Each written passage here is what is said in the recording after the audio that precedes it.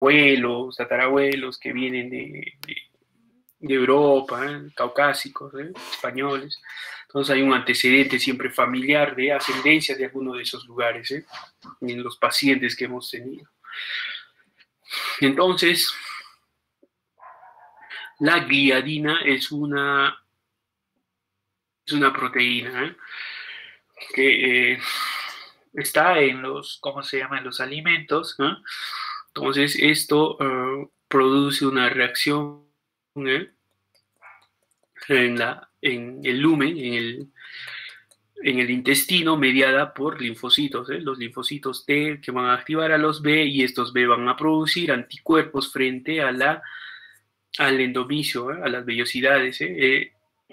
En los vellos existe esa proteína, la transglutaminasa, que es un transportador de gliadina. Entonces estos linfocitos B producen anticuerpos frente a esa transglutaminasa. Lo que hace es destruir las vellosidades intestinales. Es por eso que se produce un síndrome de mala absorción, diarrea, desnutrición, pérdida de proteínas, vitaminas en el paciente que tiene enfermedad celíaca. Y esto se va a producir una reacción cruzada con la epidermis. En la epidermis también existen esas mismas estructuras que hay en el lumen, en el intestino. Entonces, los anticuerpos van a provocar una reacción cruzada, uno frente a las vellosidades y dos frente a la epidermis. Y en la epidermis se van a formar ampollas, ¿ya? Entonces, se trata de una reacción cruzada de anticuerpos frente a alguna estructura.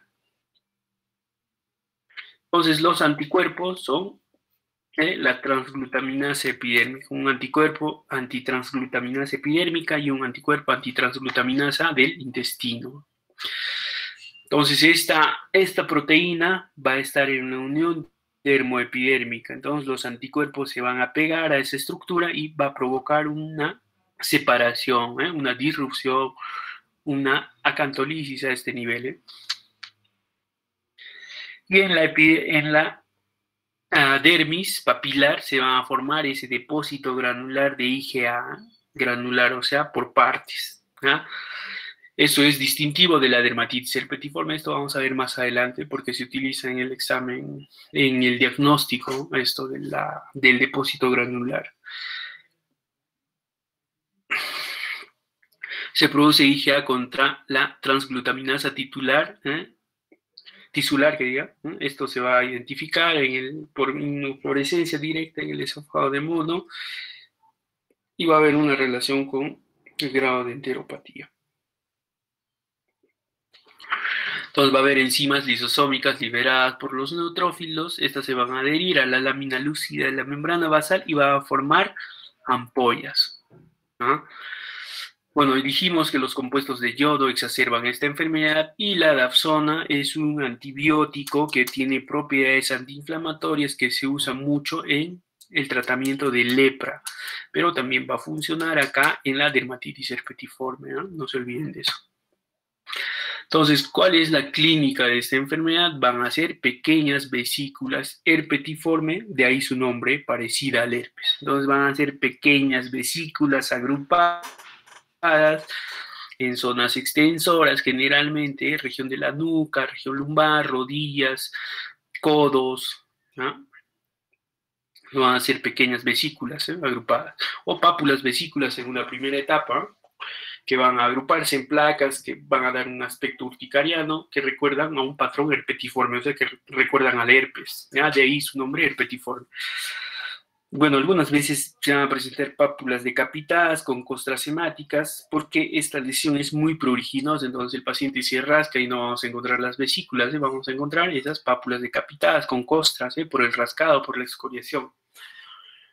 Cuando involucra a manos, se manifiesta por la presencia de vesículas hemorrágicas. Entonces podemos encontrar también no solo vesículas de contenido seroso, sino hemorrágicas, especialmente en la mano.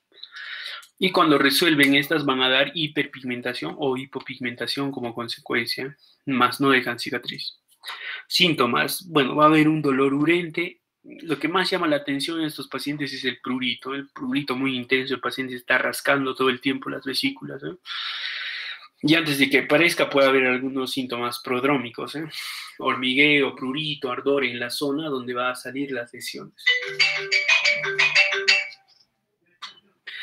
Entonces, este es un cuadro clínico, donde hay bastante escoriación en la zona glútea, en las zonas extensoras. Acá en la espalda, pequeñas vesículas agrupadas, recordando un patrón herpetiforme. Acá en las rodillas, vesículas, pápulas agrupadas en la rodilla. Y bueno, puede ser una enfermedad que puede estar asociada a algunas otras enfermedades autoinmunitarias, como enfermedades de tiroides, mellitus, diabetes mellitus, insulino dependiente, son las más comúnmente implicadas o asociadas a esta enfermedad, anemia perniciosa y las otras enfermedades mucho más raras. La principal asociación dijimos que está con la enteropatía sensible al gluten, y la enteropatía sensible al gluten se va a manifestar como esteatorrea, grasa en las heces, beta 30%, alteración en la absorción 10 a 33%, o sea, va a haber carencia de muchos minerales, vitaminas en el paciente, anemia por deficiencia de hierro y ácido fólico, gastritis atrófica por la misma enfermedad, linfomas, la enfermedad celíaca se asocia a linfomas intestinales, ¿no? Y bueno, otras alteraciones, osteoporosis, alteraciones neurológicas, ¿no? Bueno, en la histopatología, para el diagnóstico siempre una buena historia clínica, preguntando si hay algún problema intestinal de tipo de mal absortivo, preguntando siempre los antecedentes del paciente, si hay alguna ascendencia de tipo caucásica, europea o algún otro lugar donde sea mucho más frecuente esta enfermedad. Y el cuadro clínico, las vesículas, pápulas agrupadas en zonas extensoras muy pruriginosas. Bueno, todo eso podemos complementar y confirmar con un examen histopatológico, donde vamos a encontrar degeneración vacular en la unión de la epidermis y dermis, infiltrados linfocitos, neutrófilos en dermis papilar. Entonces acá vemos en la histología. Vemos que a nivel de las papilas en la dermis se está separando la epidermis de la dermis, se está formando ya las vesículas y hay un infiltrado de células que están principalmente dados por neutrófilos, por linfocitos. Acá otra imagen histológica donde también vemos que se están formando las vesículas, se está separando la epidermis de la dermis, hay una formación de una vesícula, infiltrado de polimorfonucleares, hay bastantes neutrófilos en ese infiltrado. Igual acá, la vesícula se está formando entre la dermis y la epidermis con un denso infiltrado de neutrófilos. Igual acá, otra imagen histológica. Bueno, en las lesiones tardías que vamos a encontrar, desarrollo de ampolla subepidérmica con suero, fibrina, neutrófilos y eosinófilos. En la dermis, abscesos de neutrófilos, en la dermis papilar y un infiltrado perivascular e intersticial por linfocitos, neutrófilos y eosinófilos. Entonces es la característica histológica de una dermatitis herpetiforme. ¿Qué otro examen nos ayuda para confirmación del diagnóstico? El depósito de IgA. Dijimos que hay un depósito de IgA granular, o sea, solo por partes. IgA y complemento en las papilas dérmicas. Esto vamos a ver en la inmunofluorescencia. Vemos acá en la inmunofluorescencia que hay una fluorescencia de anticuerpos a predominio de las papilas, como vemos ahí. Entonces es el depósito IgA y complemento en esa zona, que nos ayuda mucho en el diagnóstico. Entonces, igual acá hay mayor fluorescencia a nivel de las papilas. Ven que las papilas tienen mayor fluorescencia, mayor color.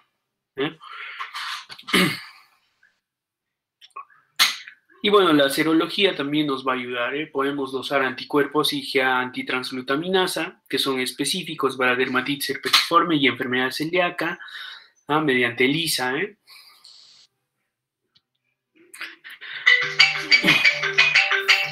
Diagnóstico diferencial, las demás enfermedades ampollares, enfermedad lineal por IgA, pemfigoide ampolloso, pemfigoide gestacional, eczema, dermatitis atópica, urticaria papular, dermatitis de contacto, escoriaciones, prurigo, escabiosis. Entonces, Todas las demás enfermedades que tienen lesiones ampollares entran en el diagnóstico diferencial de esta enfermedad, escabiosis. El tratamiento principalmente va a estar dado por la dapsona, que dijimos que es un antibiótico que se utiliza también en lepra, pero esto tiene muchas propiedades antiinflamatorias, ¿no? Entonces, la dosis inicial es de 25 a 50 miligramos, podemos llegar hasta 100 miligramos al día con una dieta libre de gluten. Esto va a mejorar el prurito y va a remitir las lesiones en 2 a 3 días. Efectos adversos de la dapsona, la metahemoglobinemia y neuropatía periférica.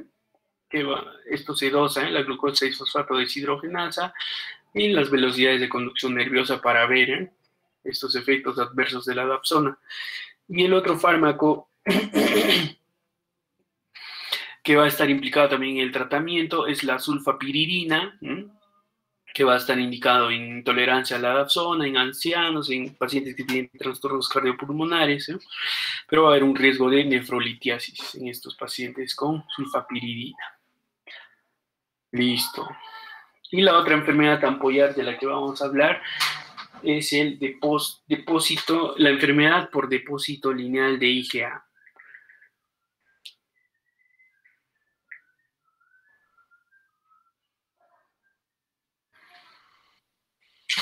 Ya. Se escucha, chicos, ¿verdad? ¿Se ve también las diapositivas?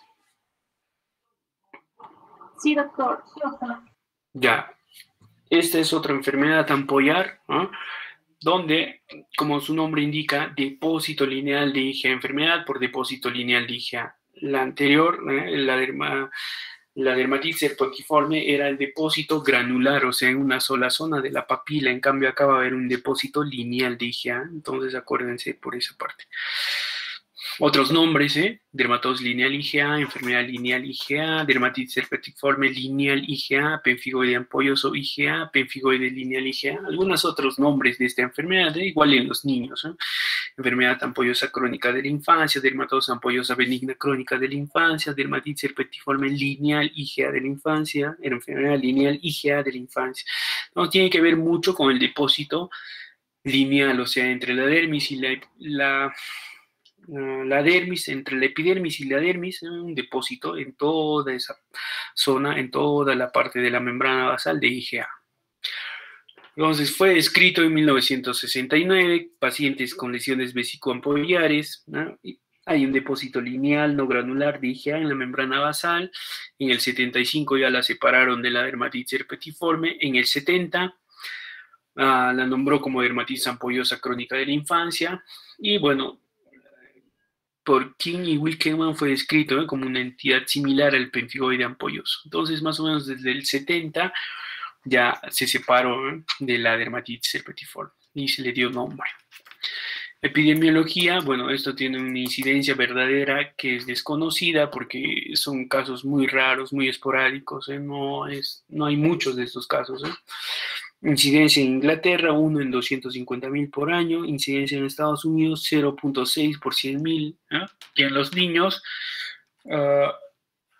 edad de inicio que llega en los adultos, después de la cuarta década, y en los niños a los 4 o 5 años puede iniciar esta enfermedad. Hay un predominio en mujeres y hay algunos genes implicados en esto. Siempre esta enfermedad tiene también una base genética. Entonces, en la etiopatogenia se van a formar depósitos lineal de IgA en la lámina lúcida y esta va a formar vesículas, parecidas al pemfigoide ampolloso. Bueno, algunos antígenos a los cuales van dirigidos las inmunoglobulinas, el colágeno 7, el BP230, el AD285 y otras proteínas. Todos estos antígenos están ubicados en la unión dermoepidérmica. Bueno, entonces vamos a tener 3 patrones de depósito IgA que van a estar localizados en la lámina lúcida, debajo de la lámina densa o localizada entre la lámina lúcida y densa.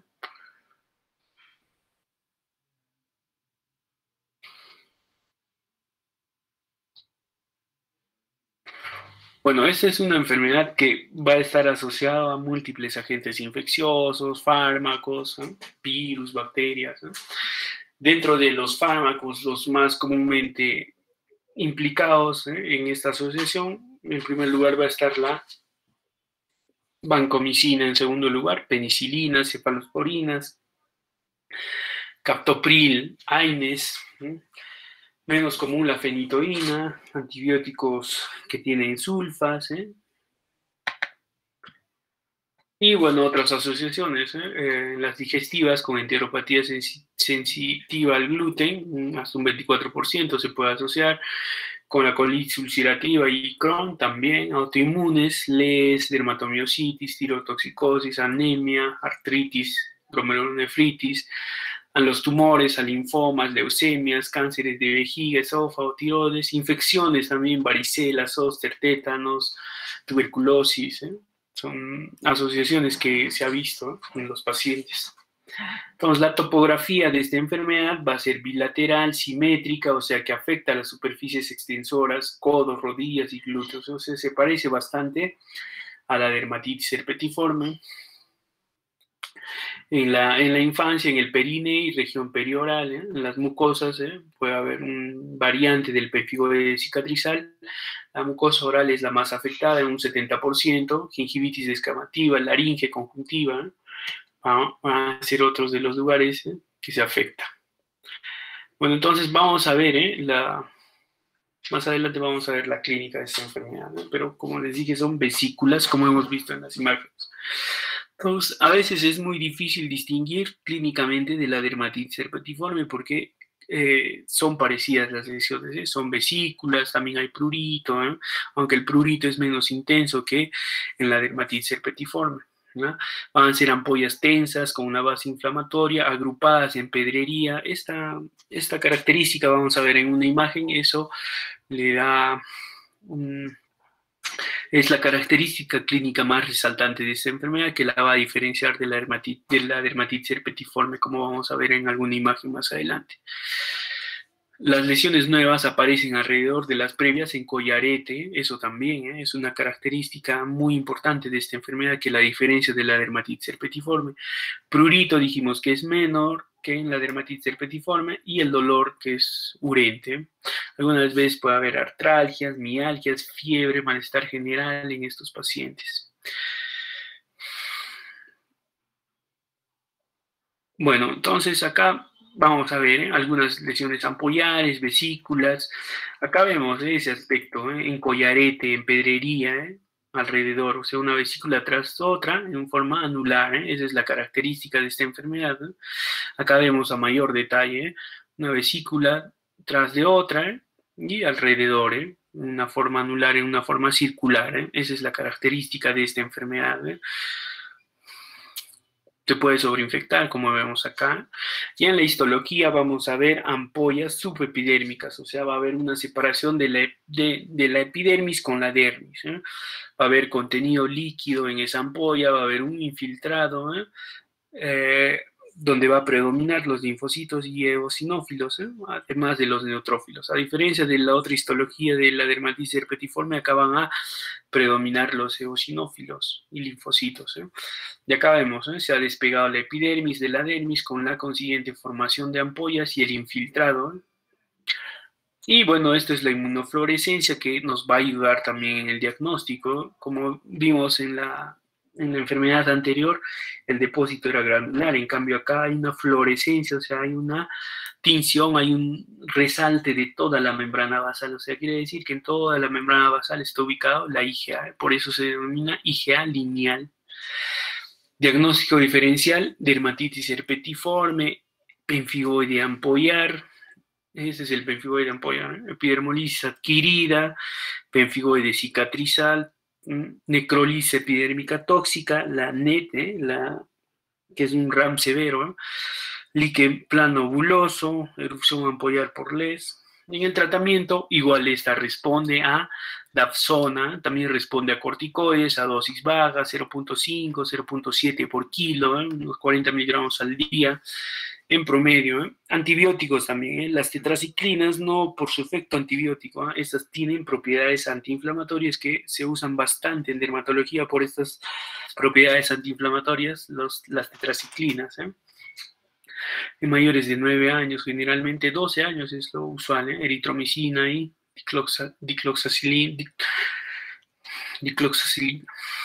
toxiciclina, que diga.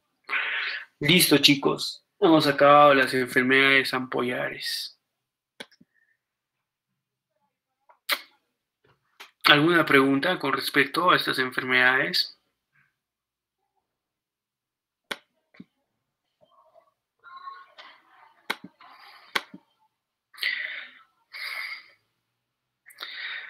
Ya. Alessandra, ¿van a exponer todavía o...? Queda 20 minutos, ¿eh? Todavía pueden exponer un tema. A ver. Doctor, yo creo que sí nos estamos atrasando bastante en los temas, estamos corriendo en las fechas. Ya listo. A ver, proyecten una exposición al menos.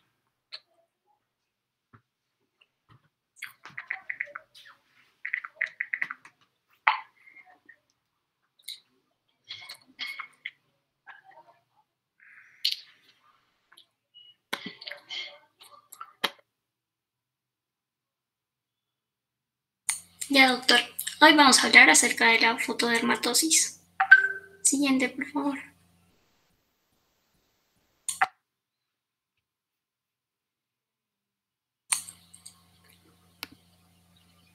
Siguiente. Bien, la fotodermatosis van a ser enfermedades de la piel que van a ser inducidas o exacerbadas por la radiación electromagnética, y entre estas vamos a tener a la radiación ultravioleta y a la luz visible. Este se va a clasificar en 4 subtipos: las fotodermatosis idiopáticas adquiridas, que son probablemente inmunitarias, y estas van a representar un grupo heterogéneo de trastornos dermatológicos que van a ser causados por esta radiación óptica, y en particularmente va a ser la radiación ultravioleta A. La más común de este tipo va a ser la erupción solar polimorfa, pero también vamos a encontrar tanto al prurigo actínico, al hidroabaciniforme, a la dermatitis actínica crónica y a la urticaria solar. El segundo subtipo es los trastornos por reparación defectuosa del ADN. En acá vamos a tener al xeroderma pigmentoso y a la tricotiodistrofia. La tercera es la fotosensibilidad por agentes químicos y por los fármacos. Vamos a tener a las secundarias por agentes exógenos y a las secundarias por agentes endógenos. Por agentes exógenos tenemos a las reacciones fototóxicas y a las reacciones fotoalérgicas, mientras que por los agentes endógenos vamos a tener a las porfirias. Y el último subtipo va a ser la dermatosis fotoexacerbadas, que va a ser una exacerbación de diferentes enfermedades, ya sea lupus eritematoso, dermatomiositis, una rosácea, dermatitis atópico y la dermatitis seborreica. Siguiente, por favor. Bien, el primero tenemos a las fotodermatosis idiopáticas adquiridas. En este tema es de la erupción solar polimorfa. Este va a ser mediada inmunológicamente, más común, se va a presentar más común tanto en niños y en adultos y en mujeres de la segunda y tercera década, siendo una relación mujer a hombre de 4:1, y además es más frecuente en climas templados y durante la primavera y el verano. En la patogenia tenemos que lo normal es que la radiación ultravioleta nos dé una supresión inmunitaria, pero en acá va a haber una resistencia a esta supresión inmunitaria. Además que la radiación ultravioleta va a ser capaz de modificar moléculas orgánicas y hacer que tengamos una reacción de hipersensibilidad retardada a estas moléculas alteradas. Siguiente, por favor. En los hallazgos clínicos tenemos que van a ser lesiones de una morfología variable. Podemos tener diversas formas, ya sea papular, papulovesicular, una forma en placa, urticante, vesícula ampullosa, la hemorrágica eczematosa o la de tipo eritema multiforme, que van a asemejar a unas picaduras de insecto o el prurigo. Estas lesiones se van a desarrollar tanto en pocas horas o días, y va a ser después de la exposición a la luz solar. Además que va a iniciar con un prurito y luego ya va a aparecer estas lesiones en las áreas expuestas, ya sean en los brazos, en la V del escote, en el cuello. Estos pacientes tienen un efecto llamado un efecto de adaptación o hardening, donde va a tener lesiones menos frecuentes o las lesiones que son menos serias, y va a permitir a estos pacientes tolerar la exposición solar prolongada. En las formas de presentación menos comunes va a ser la púrpura solar, que vamos a tener cambios purpúricos principalmente en las piernas, la erupción juvenil de primavera, que vamos a presentar pápulas y vesículas pruriginosas y además eritematosas que se van a volver costras. La polimorfa, que esta no se va a acompañar de una erupción y se va a caracterizar más que todo de un prurito intenso en estas áreas expuestas. Siguiente, por favor.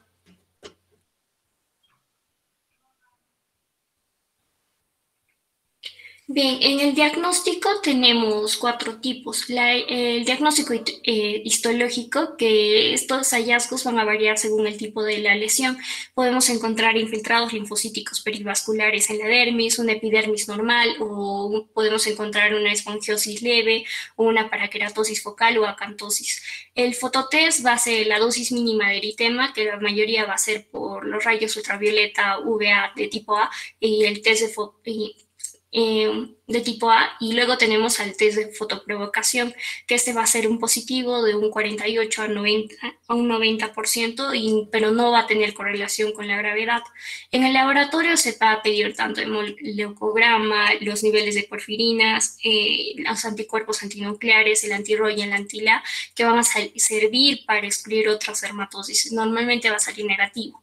En el diagnóstico diferencial tenemos la urticaria solar, el lupus eritematoso, la dermatitis de contacto fotoalérgica, particularmente por los protectores solares, o también esta dermatitis de contacto por agentes aerotransportados y el prurigo simple. Para el tratamiento, tenemos que en los casos leves va a mejorar con estas medidas básicas de protección solar, tanto sea evitar el sol, usar ropa protectora o protectores solares de amplio espectro. Y los esteroides orales se va a considerar como el tratamiento de primera línea y va a ser en caso de la enfermedad moderada grave, y se tienen que dar cursos cortos de estos. Los antipalúdicos va a ser el tratamiento de segunda línea y se usa hidroxicloroquina 400 miligramos diario. En caso de que no funcione y tengamos síntomas graves, se puede utilizar tanto azatioprina o ciclosporina como el tratamiento de tercera línea. El tratamiento profiláctico se va a dar con la fototerapia. Siguiente, por favor. Bien, el segundo subtipo, el segundo también que pertenece a estas fotodermatosis idiopáticas va a ser el prurigo actínico. Esta enfermedad ya también va a ser muy poco común y se va a denominar como prurigo del verano de Hutchinson o la erupción solar polimorfa hereditaria. Va a afectar principalmente a las tribus indígenas tanto de Sudamérica, Centroamérica, Norteamérica y a los mestizos de América Latina, Brasil, Colombia, Perú, y a los fototipos del 3 a 5. Además que va a ser más común en las mujeres y usualmente se va a presentar entre los 4 y 8 años, pero también se puede presentar todos los casos.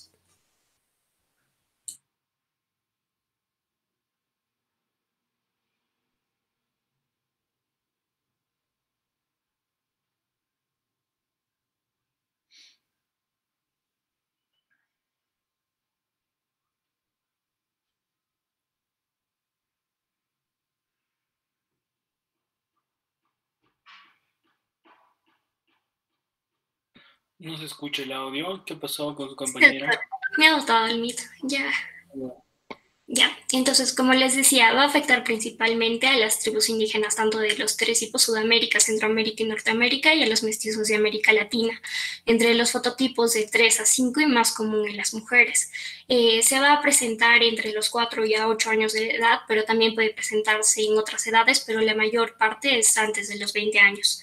En la patogenia, esta va a ser desconocida, pero se cree que hay una reacción de hipersensibilidad retardada a un autoantígeno que tampoco se conoce, y esto probablemente haya sido inducido por la radiación ultravioleta. Entonces vamos a tener 2 variantes, la de los indios nativos de América, que va a ser la forma familiar, y la variante esporádica que se va a dar en las personas caucásicas, tanto de Europa y en los asiáticos de la raza china. Siguiente, por favor. Para los hallazgos clínicos vamos a tener que estas lesiones van a ser polimorfas. Tenemos entre pápulas planas, poligonales, muy pruriginosas, y algunas van a tener unas costras hemáticas. Estas pueden formar unas placas liquenificadas. Las lesiones van a curar tanto con con hiper o hipopigmentación residual y pueden formar cicatrices. Entre las lesiones se van a localizar exclusivamente en las áreas faciales expuestas, pero también podemos encontrar en el cuello, en la V del escote, en los antebrazos y en el dorso de las manos. En el caso de que tengamos un compromiso ocular, en un 62%, este va a iniciar con fotofobia y una epífora y va a progresar hasta formar hipertrofia de las papilas o un pseudotérico. La queilitis va a ser de un 33 a un 85% y se va a localizar principalmente en el labio inferior, pero también se ha visto en el labio superior y puede presentarse con fisuras, formación de costras, una hiperpigmentación, erosiones o úlceras. Siguiente, por favor. Bien, para el diagnóstico vamos a tener igual la histología, que va a ser más específico en caso de que tengamos biopsias de los labios y las conjuntivas, pero en la piel podemos encontrar una hiperkeratosis, acantosis irregular, las telangiectasias superficiales y el infiltrado inflamatorio crónico linfocítico perivascular. Y en caso de que tengamos una biopsia de una histología de una queilitis folicular, que va a ser un patrón similar a la de la conjuntiva, vamos a tener un infiltrado linfocítico denso con folículos linfoides que van a estar bien formados. El fototest va a ser igual, donde la mayoría va a tener dosis mínima de eritema a la radiación ultravioleta A. Y el test de fotoprovocación vamos a tener de un 75 a un 100% de los casos que va a ser positivo, pero no se va a correlacionar con la gravedad. En el caso del laboratorio es lo mismo, va a ser negativo y se va a usar para excluir otras dermatosis. El diagnóstico diferencial vamos a tener a la erupción solar polimorfa, que ya les expliqué, la dermatitis actínica crónica y la dermatitis atópica por fotosensibilidad. Para el tratamiento va a ser igual que la erupción solar polimorfa en casos leves. Por ejemplo, el manejo se va a consistir en evitar la exposición solar, usar ropa protectora y usar protector solar de amplio espectro. Los esteroides tópicos nos van a servir para mejorar tanto el prurito y las lesiones eczematosas. Y el tratamiento de primera línea, a diferencia del otro, que va a ser la talidomida, con una dosis inicial de 100 a 300 miligramos al día. La fototerapia también ha sido utilizada en pacientes exitosamente, pero el efecto es limitado. Y en caso de la ciclosporina oral y la azatioprina, han sido utilizados en casos más graves y resistentes a otros tratamientos. Siguiente, por favor. Continuando con la exposición, vamos a hablar ahora sobre la enfermedad denominada hidroabaciniforme, la cual se va a caracterizar por ser una fotodermatosis poco frecuente de la infancia, que se va a caracterizar por presentar lo que son lesiones vesiculares en la piel expuesta al sol, que finalmente estas van a cicatrizar y estas cicatrices que dejan van a ser deprimidas. En cuanto a su epidemiología, vamos a ver que se presentan en Estados Unidos, Inglaterra, Europa continental y también lo que es Japón. Vamos a ver que es una enfermedad rara que aún no presenta lo que son los criterios diagnósticos para definir a esta enfermedad.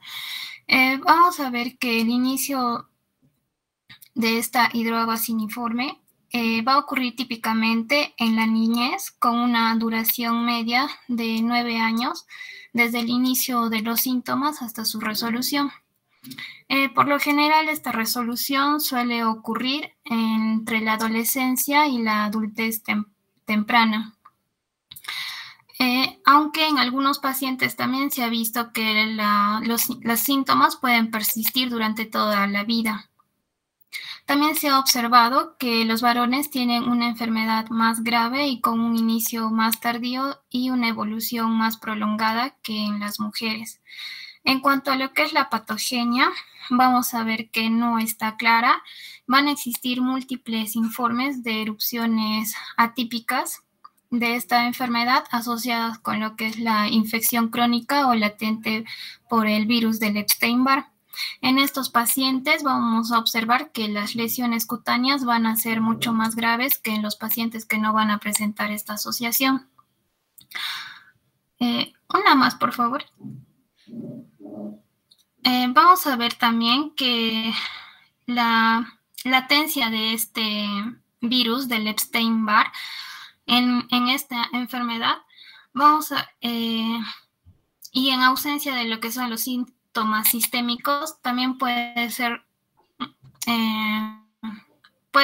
conocido como un factor contribuyente hacia lo que es la etiología. Siguiente, por favor. En cuanto a los casos, en cuanto a los hallazgos clínicos, vamos a ver que se va a exacerbar o va a ser generalmente presentada en lo que es la estación de verano.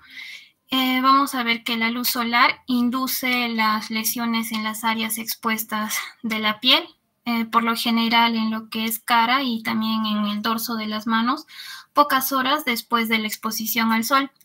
Esta erupción viene a ser simétrica y se va a presentar en forma de máculas eritematosas que pueden progresar tanto a pápulas, vesículas y también costras dolorosas. Estas lesiones se van a asociar con prurito y también con una sensación de ardor. Y como lo mencioné en un inicio, vamos a ver que estas lesiones van a curar en forma de cicatrices y estas se van a caracterizar por ser deprimidas. En casos raros vamos a ver que los pacientes también pueden experimentar lo que es malestar general, fiebre o dolores de cabeza durante los brotes de estas lesiones. Y en otras ocasiones también raras puede haber hallazgos oculares como es la fotofobia, lagrimeo, conjuntivitis, uveitis o queratitis. En caso de encontrar estos hallazgos, al paciente se le deriva a un oftalmólogo. Como pueden ver en la imagen, se aprecia a un paciente que viene a ser un niño de 10 años, en el cual se puede observar las cicatrices típicas deprimidas que va a dejar esta enfermedad y también se puede apreciar una pequeña pápula costrosa. Siguiente, por favor. En esta otra imagen también se puede apreciar las pápulas y las costras eritematosas, características de esta enfermedad. Siguiente, por favor. En cuanto a lo que es el diagnóstico, vamos a ver que el diagnóstico de la hidroa vaciniforme va a ser netamente clínico y se va a basar en lo que es el hallazgo de la morfología de las lesiones. También se puede utilizar lo que son las pruebas de fotoprovocación para poder establecer un diagnóstico en casos, para descartar diagnósticos ambiguos, ¿no? Y otra de las pruebas que se puede usar viene a ser la biopsia de piel, la cual debe tener sí o sí una correlación con lo que son los hallazgos clínicos. En cuanto a esta, en el examen histopatológico de las lesiones se puede evidenciar lo que es un edema intra e intercelular, también una degeneración reticular, una vesiculación y también lo que es una necrosis epidérmica. En cuanto al tratamiento, vamos a ver que es difícil de tratar y se debe alentar siempre a los pacientes a participar de lo que es una fotoprotección estricta, evitando lo que es una exposición al sol, el uso de protectores solares de amplio espectro y también lo que es una ropa protectora contra el sol. Siguiente, por favor. Otra de las enfermedades viene a ser la dermatitis actínica crónica, la cual es un eczema fotoinducido persistente y poco común que va a afectar también a lo que es la piel expuesta. Dentro de la epidemiología vamos a ver que también se encuentra en Estados Unidos, Inglaterra, Australia, Nueva Zelanda, Japón e India. Vamos a ver que se va a presentar por lo general en hombres de avanzada edad que hayan presentado trabajo o hayan estado expuestos a la luz solar. Y también podemos ver que muchos pacientes van a tener una dermatitis alérgica de contacto coexistente con esta enfermedad. Frecuentemente hacia los alérgenos transportados por el aire, y dentro de estos los más comunes vamos a tener a los que a los agentes que se encuentran en los protectores solares, como por ejemplo el avobenzona o la oxibenzona, y dentro de lo que son los fotoalérgenos vegetales, tenemos al diente de león común. Dentro de lo que es la patogenia, también no está claramente establecida, pero se cree que tiene una base inmunológica. Vamos a ver dos teorías. Una de ellas es que nos habla que puede tratarse de una reacción de hipersensibilidad de tipo retardado contra un antígeno endógeno fotoinducido, mientras que otra de las hipótesis nos habla de una respuesta a un fotosensibilizador exógeno que puede persistir por un periodo prolongado en la piel. Por lo general va a comenzar en la mayoría de los casos con una sensibilidad anormal hacia lo que son los rayos UVB y UVA. Siguiente, por favor. En cuanto a lo que son los hallazgos clínicos, también vamos a ver que se va a exacerbar en lo que es la época de verano y se van a presentar como parches eczematosos distribuidos en la cara, cuello, en la parte dorsal de las manos, en el cuero cabelludo y también en lo que es la parte superior del pecho. También se puede observar lo que es una liquenificación y pápulas, también lo que son placas eritematosas infiltradas. Aunque inicialmente todas estas lesiones se pueden presentar solo en zonas expuestas al sol, la enfermedad también puede progresar con los años hacia áreas que no están expuestas directamente al sol. En casos graves se puede desarrollar lo que es una eritrodermia generalizada y los pacientes pueden tener hallazgos cutáneos anormales durante todo el año. Pero, como le mencioné en un inicio, estas van a empeorar en verano. También se puede reconocer en esta enfermedad lo que son 3 cuadros clínicos diferentes que antes se consideraban como entidades distintas, que vienen a ser lo que es un reticuloide actínico, un eczema fotosensible y una reactividad a la luz persistente. En la imagen que se muestra se puede ver a un paciente que va a presentar lo que es un eritema infiltrado difuso, una descamación y también lo que son las fisuras en la cara, que son típicas de la dermatitis actínica crónica. Siguiente, por favor. En cuanto al diagnóstico, vamos a ver que se va a basar también en lo que es un hallazgo clínico de una erupción eczematosa persistente que va a afectar principalmente lo que es la piel expuesta al sol en personas mayores y que van a presentar una mayor sensibilización hacia lo que es los rayos UVB. Otra de las pruebas viene a ser la prueba de parche o de fotoparche, que también son útiles para el diagnóstico y se van a utilizar por lo general para identificar a lo que son los alérgenos de contacto coexistentes y a los fotoalérgenos que pueden exacerbar esta enfermedad. Otra de las pruebas viene a ser la biopsia de piel, que nos es útil para el diagnóstico y dentro de los hallazgos se va a apreciar lo que es una esponjiosis epidérmica, una exocitosis de linfocitos y un infiltrado linfohistiocítico perivascular superficial y profundo. Finalmente, otra de las pruebas es la fototestificación, que viene a ser útil para distinguir esta enfermedad del linfoma cutáneo. En el tratamiento, al igual que en la enfermedad anterior, suele ser difícil y se debe enfatizar también lo que es la protección solar estricta, pero a menudo solo como única medida no es suficiente. Por eso se recomienda evitar también lo que son los alérgenos de contacto y de fotocontacto conocidos, así como los fármacos fotosensibilizantes. Ahora, para el uso de lo que son los protectores solares de amplio espectro, los pacientes primero deben de pasar lo que son las pruebas de parche y fotoparches para descartar alguna alergia hacia este protector solar. Y también finalmente recomiendan lo que es el uso de lo que son los corticoides como el tacrolimus o el pimecrolimus tópicos, ya que pueden ayudar a aliviar los síntomas. Siguiente, por favor. Ya chicos, nos quedamos acá en urticaria solar. En la diapositiva anterior no son corticoides, el tacrolimus, pimecrolimus. Y en la siguiente clase comentamos de las fotodermatosis.